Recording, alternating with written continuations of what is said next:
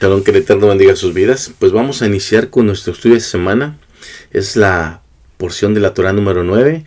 Lo encontramos en Bereshit o Génesis a partir del capítulo 37, verso 1 al capítulo 40, 23. Se lleva por nombre Vayeshev. Y la Haftarah la encontramos en el libro de los profetas en Amos, capítulo 2, verso 6 en adelante hasta el capítulo 3, verso 8. Y en el Brit Hadashah o el Nuevo Pacto lo encontramos en Lucas 15, del 11 al 32. En este estudio veremos que Jacob se estableció en la tierra de Canaán. Los sueños de Yosef. Jacob envía a Yosef a visitar a sus hermanos en Shechem. La conspiración de los hermanos para quitarle la vida a Yosef. Rubén lo salva de esa conspiración. La venta de Yosef. La mentira de los hijos de Jacob sobre lo ocurrido con Yosef. Lo sucedido con los hijos de Yehudá y la relación con su nuera Tamar.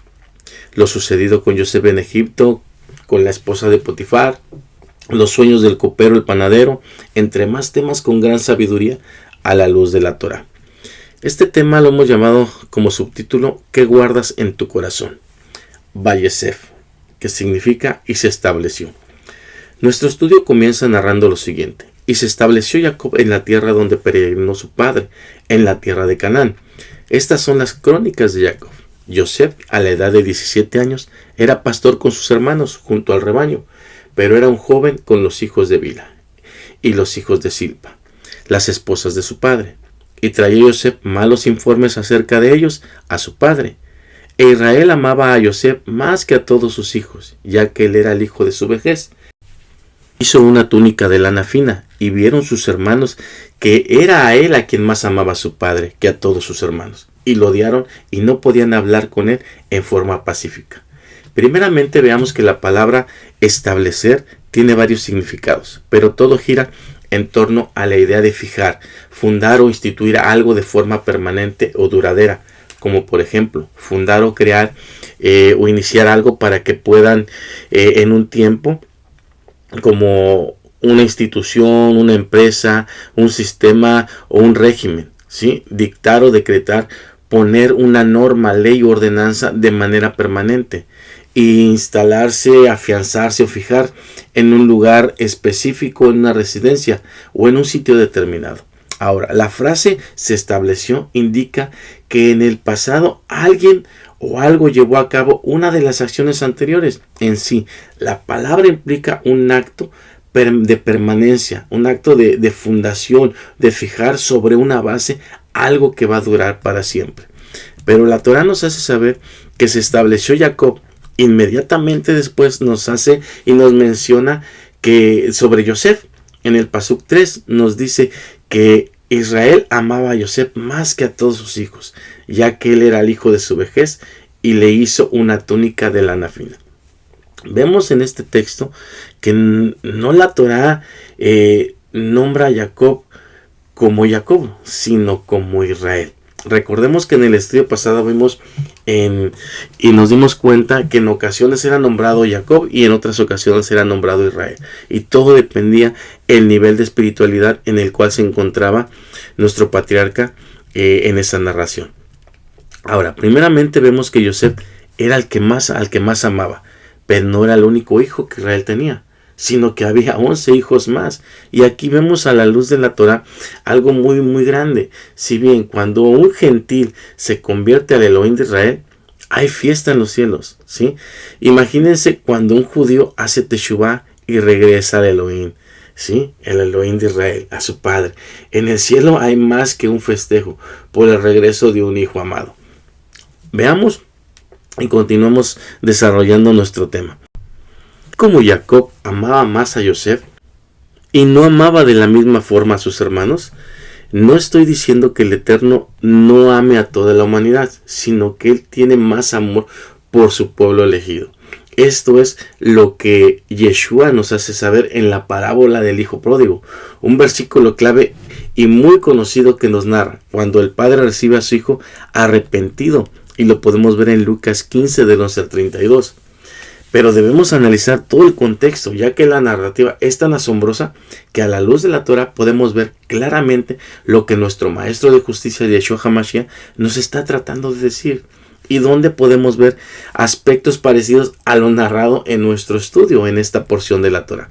Esta historia nos narra lo que realmente es la teshuvá, un arrepentimiento genuino de alguien que no valoró lo que se le había heredado, hasta que un día se dio cuenta del grave error que cometió y decide regresar a casa con su padre. Que cuando el padre lo ve venir, a lo lejos se conmovieron sus entrañas. Sale a su encuentro y lo abraza. Y el hijo le dice: Padre mío, pequé contra Hashem y ante tus ojos no merezco que me reconozcas como hijo tuyo. Pero al padre no le importó absolutamente nada en esas palabras. ¿Sí? Él ordenó que lo vistieran con las mejores prendas y que le colocaran un anillo en su mano. Ordenó matar a un becerro gordo para que comiera e hiciera fiesta, porque el hijo estaba muerto y ha revivido. Estaba perdido y fue hallado. E hicieron una gran fiesta que se escuchaba la alegría a muchas distancias. Pero cuando el hijo mayor regresaba de trabajo, escuchó la música y la alegría y preguntó qué era lo que sucedía. Al tiempo que uno de los criados le comentó que su hermano había regresado. El hermano que había salido, el que se había ido y que había despilfarrado su herencia, había regresado y por eso el padre había hecho una gran fiesta. Pero esta noticia no le causó alegría al hermano, le causó enojo, como nos lo cita esta enseñanza en el libro de Gilel o Lucas 15, 11, 32. Vemos que en esta historia y en la narrativa de nuestro estudio, específicamente en el capítulo 37, 4, nos cita lo siguiente: y vieron sus hermanos que era a él a quien más amaba su padre, que a todos sus hermanos, y lo odiaron y no podían hablar con él en forma pacífica. Todo ese odio, más adelante podemos ver que se convertiría en algo mayor, que incluso conspiraron para darle muerte a Yosef. Al final sabemos que fue arrojado a un pozo sin agua y posteriormente fue vendido como esclavo. Y a su padre Jacob se le dijo que una bestia lo había devorado. Como en toda porción de la Torá, podemos hablar de infinidad de temas y que no podríamos terminar una sola porción en un solo día, porque es tan rica de sabiduría a la luz de la Torá lo que el Creador del universo quiere revelarnos. Veamos que el hijo mayor en las enseñanzas de Yeshua se enojó por la gran fiesta que se le hizo a su hermano. En el caso de los hermanos de Yosef, se molestaron porque su padre lo amaba más que a ellos. La palabra hebrea que aparece en la Torah como odio es Shiná, que tiene un valor gemátrico de 356 y en su valor reducido 14 y 5, que es el mismo valor de la palabra Mavet, que significa muerte, y Lev, que se traduce como corazón. En la Mishnah, específicamente en el Pirkei Avot, la ética de nuestros padres, el rabino Eliezer ben Arash enseña que el camino correcto que una persona debe elegir es un corazón bueno, ¿sí? Lev Tov.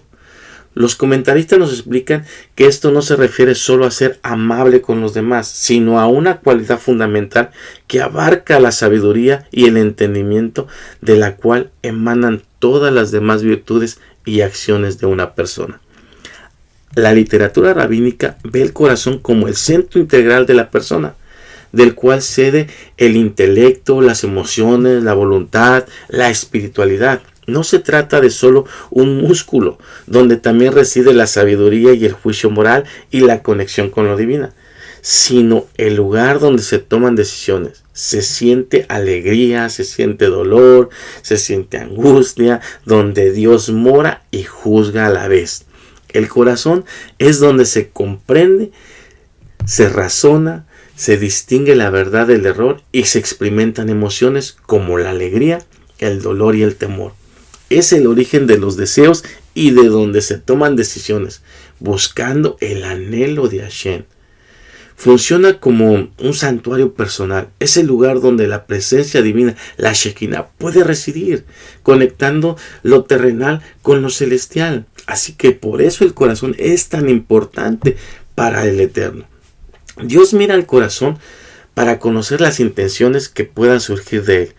Y si también tienes la intención de arrepentirse o de seguir haciendo lo incorrecto, ya que la verdadera purificación interna del corazón no solo se trata de una emoción externa. Debemos hacer mucho más allá. Devarim o Deuteronomio 36 nos cita: circuncidará el Eterno Elohim tuyo a tu corazón y al corazón de tu descendencia, para que ames al Eterno Elohim tuyo con todo tu corazón y con toda tu alma, para que vivas. La circuncisión del corazón es un concepto clave que significa una obediencia continua y profunda a Hashem y a la Torá, siendo el objetivo principal de la vida espiritual. Por eso el rabino Shaulo, en su carta a los romanos, en el capítulo 12, 25 al 29, nos dice: pues en verdad, la circuncisión aprovecha si obedeces la ley, pero si eres transgresor de la ley, tu circuncisión se transforma en incircuncisión. Si pues el incircunciso obedeciera las ordenanzas de la ley que le son impuestas, ¿no será tenida su incircuncisión como circuncisión? Y el que físicamente es circunciso, pero obedece perfectamente la ley que aplica a ellos, te juzgará a ti, que teniendo el rollo de la Torá y habiendo sido circuncidado, eres transgresor de la ley. Pues el judío verdadero no es simplemente por apariencia externa, ni por gloriarse en la circuncisión que se hace exteriormente en la carne, sino que es judío auténtico el que lo es en el interior. Y la circuncisión más importante es la del corazón, espiritual más que literal, la alabanza del cual no viene de los hombres, sino de Hashem. El corazón es muy importante y valioso para el Eterno. No por nada Proverbios 23, 26 nos dice: dame, hijo mío, tu corazón, y tus ojos cuiden mis caminos. En Matillahu, en Mateo, podemos encontrar que Yeshua les dice a sus talmidim: pero las cosas que salen de la boca provienen del corazón, y estas causan que los hombres se contaminen, porque del Yetzer Hará provienen las malas ideas, asesinatos, adulterios, fornicaciones, robos, falsos testimonios, hablar mal de los demás. Estas cosas son las que hacen impuro al hombre. ¿Cuántos hemos tenido malas ideas o pensamientos negativos? Como quitar la vida a alguien más, tener relaciones con alguien más estando casados. Y no hablo solo de hombres, sino también de las mujeres. O quizá, si aún estar en el matrimonio, tener relaciones íntimas con el novio, la novia o más personas a la vez. Que esto en este tiempo es muy común en los adolescentes. O quizá robar y no hablamos de robar un banco específicamente o de algún objeto material. Hablamos de otro tipo de robo, de robar la paz. ¿Cuántas veces le han robado a su pareja o a sus hijos el shalom en Shabbat o antes de llegar a Shabbat? Todo por no guardar y no cuidar nuestro corazón. También hablar mal de los demás, la shon hara, la crítica, la murmuración en contra de los que están enfrente de nosotros, porque casi siempre, la mayoría de las veces, vemos más los defectos de todos los que nos rodean que los nuestros. Cuando Yeshua nos habló de no criticar a los demás, como nos los menciona en Mateo 7 del 1 al 5, no critiques para que no seas criticado, porque así como criticas a otros, serás criticado, y con la misma medida que mides serás medido. ¿Y por qué te dedicas a buscar la astilla en el ojo de tu hermano y no consideras la enorme viga que está en tu propio ojo? ¿O cómo te atreves a decirle a tu hermano: déjame extraer la astilla que tienes en el ojo, cuando tienes una enorme viga en el tuyo? Hipócrita, extrae primero la viga de tu ojo y entonces verás con claridad para extraer la astilla en el ojo de tu hermano. Tengamos cuidado y no dejemos que nuestro corazón se contamine. Guardemos prudencia y seamos cautelosos en todo momento, y no cometer errores en ser piedra de tropiezo para los demás. Por eso, en la carta a los Hebreos, en el capítulo 12, 14:5, nos cita lo siguiente: buscar siempre la santidad, sin la cual nadie verá al Eterno, y procurar tener paz con todos. Estad siempre alertas, evitando que alguien se prive de la gracia de Elohim, no sea que alguna raíz de amargura brote hacia arriba, haga daño y por su influencia muchos sean contaminados. La amargura es un estado emocional generalizado de ira, tristeza y disgusto profundo, que nos lleva al resentimiento, que nos hace sentir enojo, pero dirigido hacia alguien o algo que nos ha hecho sentir perjudicados o maltratados, siendo el resentimiento el principal motivo de cometer errores fatales, como el que hicieron los hermanos de Yosef con él. Según relata un Midrash, que primeramente cuando lo vieron venir hacia ellos, le echaron los perros con los que cuidaban las ovejas para que lo atacaran, pero los perros no hicieron nada. Después le tiraron flechas con un arco, pero las flechas no subían y caían a poca distancia. Al ver que esto no les daba resultado, lo tomaron y lo echaron en un pozo lleno de escorpiones y víboras, pero los animales venenosos tampoco le hicieron nada a Yosef. En ocasiones es tanto o tanta la amargura que traemos por consecuencias del pasado, que si no la soltamos y somos libres al perdonar a la persona o personas que en algún momento nos causaron daño en el transcurso de nuestra vida, esto se convierte en un resentimiento que se arraiga en el interior de uno y provoca la reacción a una acción negativa, convirtiéndose en una forma de vida de la persona que no va a poder perdonar más adelante, y va a ser muy difícil que se desarraigue de él. Lo que pasó con los hermanos de Yosef fue tanto lo que ellos acumularon en su corazón al sentirse heridos o lastimados por las acciones de Yosef, que podemos ver que la Torá nos hace saber que ellos conspiraron en su contra para matarlo, y se dijeron unos a otros: he aquí, el soñador ahí viene, así que ahora vayamos y matémoslo. Esto lo vemos en el capítulo 37, 18 al 20.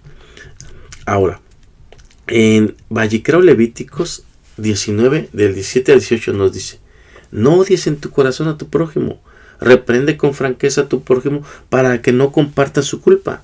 No te vengues ni guardes rencor a nadie de tu pueblo, sino ama a tu prójimo como a ti mismo. Yo soy el Eterno. Recordemos que cuando nuestro maestro de justicia fue probado por los maestros de la ley, preguntándole ¿cuál es el más grande mandamiento de la ley judía? Y él respondió: amarás al Eterno tu Elohim con toda tu fuerza y con todo tu corazón y con toda tu alma y con todos tus bienes, contestándole inmediatamente que este era el primero y más grande mandamiento, y el segundo era semejante: amarás a tu prójimo como a ti mismo. De estos dos mandamientos depende la Torá y los profetas. Lo vemos en Mateo 22, 34 al 40. Pero, ¿qué es amar a nuestro prójimo como a uno mismo? La frase como a ti mismo implica que así como nos amamos nosotros, es la medida correcta que debemos tener para amar a los demás. No se trata de un sentimiento imaginario, sino de desear y procurar para el prójimo las mismas necesidades básicas y el mismo bienestar que uno busca para sí mismo. Además, la enseñanza enfatiza que este amor debe traducirse en acción, sí, en acciones concretas y no solo en una actitud amorosa. Esto incluye ser honesto, imparcial y evitar la venganza o el rencor. ¿Por qué los hermanos de Yosef no solo le causaron daño a él, sino también le causaron un gran sufrimiento a su padre Jacob, como nos lo cita el estudio en el capítulo 37, del 34 al 35? Entonces se rasgó Jacob sus vestimentas, colocó cilicio en su cintura y estuvo de duelo por su hijo muchos días. Se levantaron todos sus hijos y todas sus hijas para consolarlo, pero se negó a consolarse y dijo: ¿por qué he de bajar en duelo por mi hijo a la tumba? Y su padre lo lloró. Cuando cometemos acciones incorrectas, no tenemos control de la reacción que éstas puedan ocasionar o causar. Recordemos que la misma Torá nos hace saber en Bamidbar o Números 14:18: el Eterno, paciente, benévolo, soporta la iniquidad y el delito, lo limpia, no lo deja impune, toma en cuenta la iniquidad de los padres sobre los hijos hasta la tercera y hasta la cuarta generación. Lo vemos en Yehudá. A consecuencia de lo ocasionado con Yosef, la Torá nos narra que sus hijos y Onán fallecieron. La Torá nos dice que el primogénito era malvado a los ojos de Hashem e hizo a Hashem que muriera, al igual que su hijo Onán. De igual forma fue malvado a los ojos de Hashem por haber derramado la cera a tierra para no dar descendencia a su hermano, y Hashem provocó que muriera también. Seamos conscientes realmente de nuestras acciones que han sido incorrectas a los ojos de Hashem y cambiemos esos malos decretos de nuestra vida a la vida o la vida de nuestros descendientes. Hagamos lo que nos dice Efesios. ¿Sí? Efesios 4, 31 32 nos cita: abandonemos toda amargura, ira y enojo, gritos y calumnias y toda forma de malicia. Más bien sean bondadosos y compasivos unos con otros y perdónense mutuamente, así como el Eterno los perdonó a ustedes en Mashiach.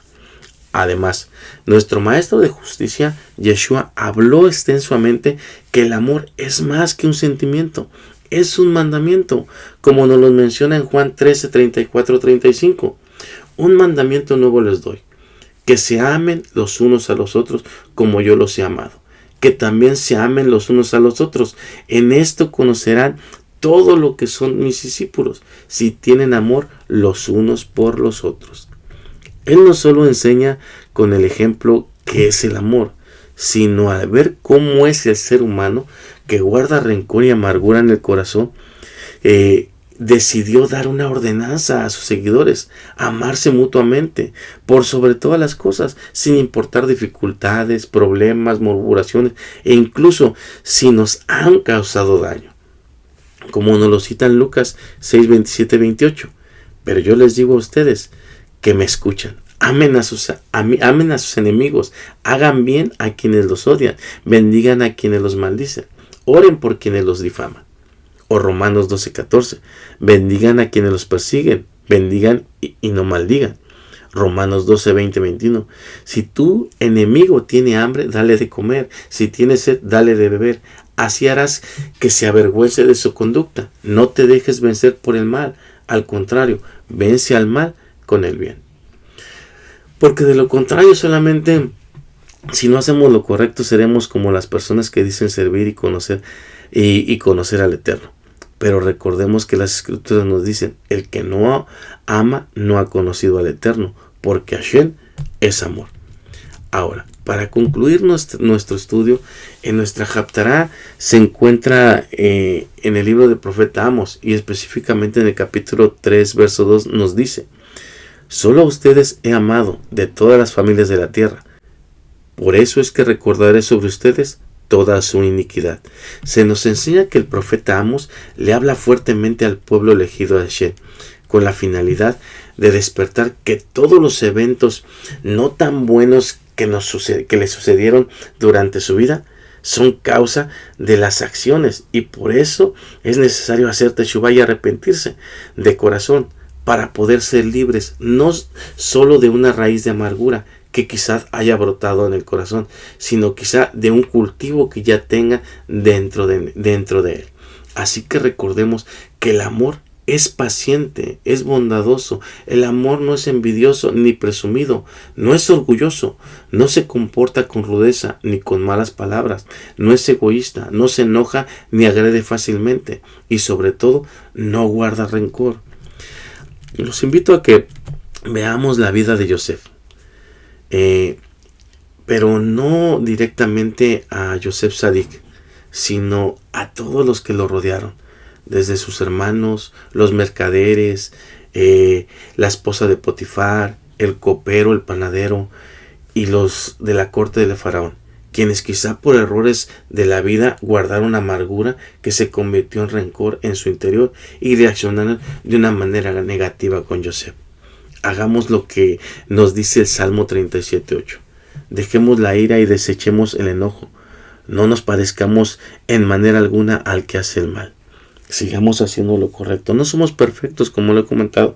Cometemos errores y quizá perdamos el control en algunas ocasiones, pero tratemos de moldear nuestro carácter, de moldear nuestra manera de responder a los demás.